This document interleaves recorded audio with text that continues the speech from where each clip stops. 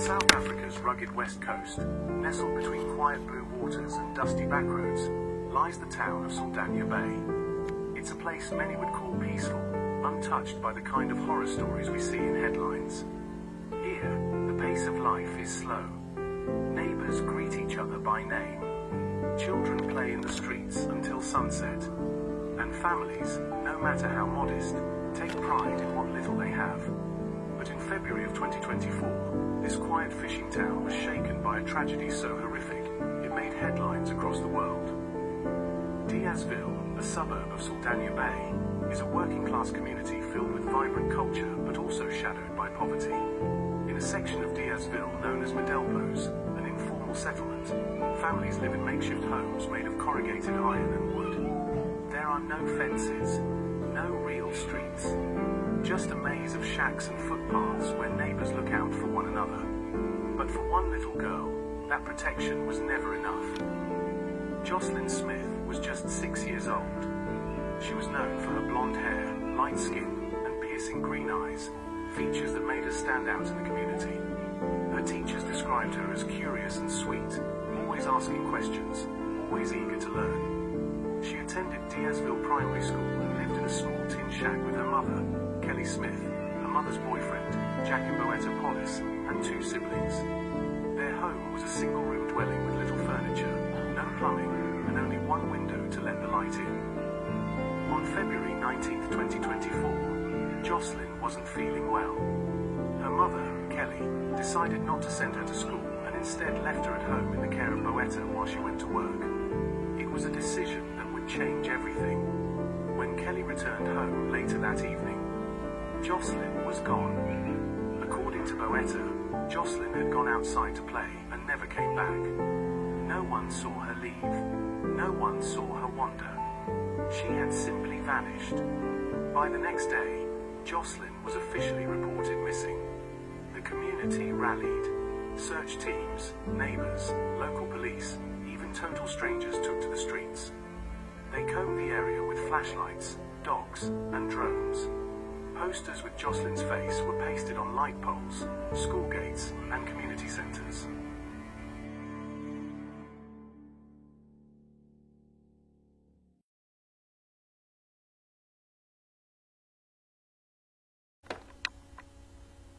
Anonymous donors offered R20,000 for any information leading to her return. But day after day, the leads ran cold. There were no sightings, no footprints, no clothing, nothing. People in Diazville began to talk. Something wasn't adding up. The story didn't make sense. How does a 6-year-old girl disappear without a trace in the middle of the day? Rumors began to swirl, whispers of drugs, of debt, of dark rituals. And slowly, the attention turned to the people closest to Jocelyn. On March 6th, nearly 3 weeks after Jocelyn disappeared, 4 people were arrested and charged in connection with the case. Among them, her own mother, Kelly Smith, and her boyfriend, Jacqueline Apollos.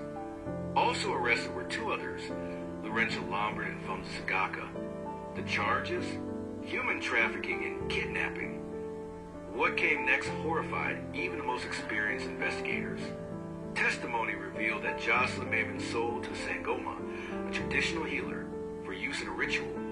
Investigators claimed the group intended to sell Jocelyn for R20,000. Her eyes, her skin, her innocence, all allegedly desired for beauty, a form of traditional medicine sometimes involving human body parts in extreme cases. The motive? A drug debt. A child traded like currency. The town of Saldanha Bay was shattered. How could mother sell her own child? How could the people she trusted, the people meant to protect her, betray her so completely? The outcry was immediate. Thousands called for justice. Community members demanded answers. But even as suspects were arrested and charged, one thing remained painfully unresolved. Jocelyn's body has never been found. Despite dozens of searches, tips, and confessions, the one thing everyone is still waiting for is closure. Somewhere out there, the truth remains buried, and the child at the center of it all, gone, with only memories left behind. In a town where the ocean breeze used to feel like peace, now it carries silence. Jocelyn's school desk remains empty. Her favorite snack, Simba chips, untouched in the corner store. Her laughter, replaced with questions that may never be answered,